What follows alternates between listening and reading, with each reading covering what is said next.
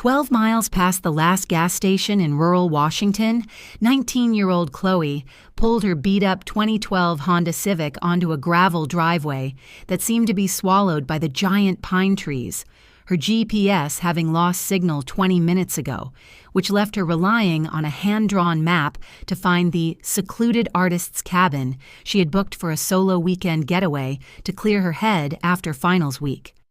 The air was thick with the scent of damp earth and pine needles, and as she stepped out of the car, the heavy silence of the woods felt less like peace and more like a weight pressing against her chest, making her regret not bringing her dog or at least telling her roommate the exact coordinates of this place.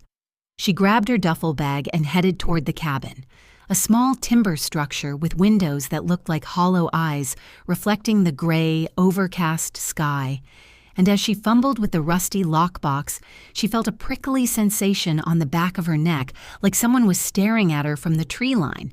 But when she whipped around, there was nothing but the swaying branches and the darkening shadows of the forest. Inside, the cabin smelled of mothballs and old wood, furnished with a lumpy plaid sofa and a wood-burning stove that looked like it hadn't been touched since the 90s. And Chloe tried to shake off her nerves by brewing some coffee and turning on her flashlight since the overhead lights flickered with an annoying, buzzy hum. As night fell, the wind began to howl through the cracks in the walls, sounding eerily like a woman screaming in the distance, and Chloe found herself checking the deadbolt every 10 minutes, jumping at every pop and groan of the settling floorboards. She decided to head to bed early, but as she lay under the heavy wool blankets, she heard a sound that didn't belong in the woods. A rhythmic, metallic tapping coming from underneath the floorboards, right beneath her bed. Tap, tap, tap. Her heart hammered against her ribs as she froze, holding her breath, praying it was just a raccoon or a stray pipe. But then the tapping stopped and was replaced by a low, gravelly whisper that seemed to vibrate through the wood, saying her name over and over in a tone that sounded like sandpaper on glass. Chloe bolted upright, grabbing her phone to call 911, but the screen just showed no service and a weird glitching image of her own face, distorted and pale, as if the camera was looking at her from inside the dark closet across the room. Panicked, she threw on her boots and grabbed her car keys, sprinting for the front door.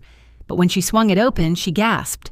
Her car, which she had parked just 10 feet away, was gone, replaced by a circle of old, rotted children's shoes neatly arranged on the gravel where her tires should have been. She backed away, sobbing, and tripped over something soft on the porch, looking down to see her own duffel bag, which she had left inside the cabin, now torn to shreds and stuffed with wet black hair that smelled like stagnant swamp water. The forest around her seemed to lean in closer, the trees stretching their claw-like branches toward her, and as the flashlight beam began to dim and flicker, she saw a figure standing at the edge of the clearing, a tall, unnaturally thin girl in a tattered white sundress, her limbs bent at impossible angles and her face a smooth, featureless mask of skin, except for a wide, jagged mouth that started to stretch open.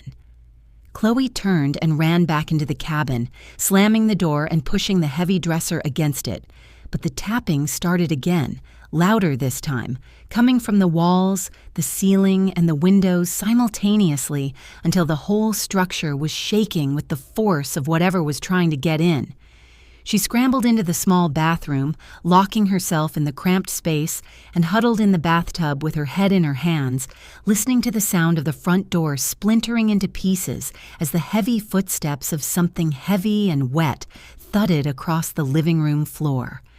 The bathroom door began to creak, the wood groaning under immense pressure, and a long, pale finger with a jagged black nail poked through a crack in the door frame, wiggling slowly as if searching for her. "I found a special person," the voice rasped, the same voice that had haunted her dreams for years, and Chloe realized with a jolt of pure terror that the girl outside wasn't a stranger.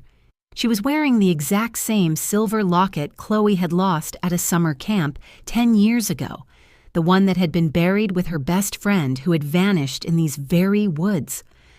The door finally gave way with a deafening crack, and as the lights died completely, Chloe felt a cold, slimy hand wrap around her ankle, pulling her out of the tub and toward the darkness under the hoe.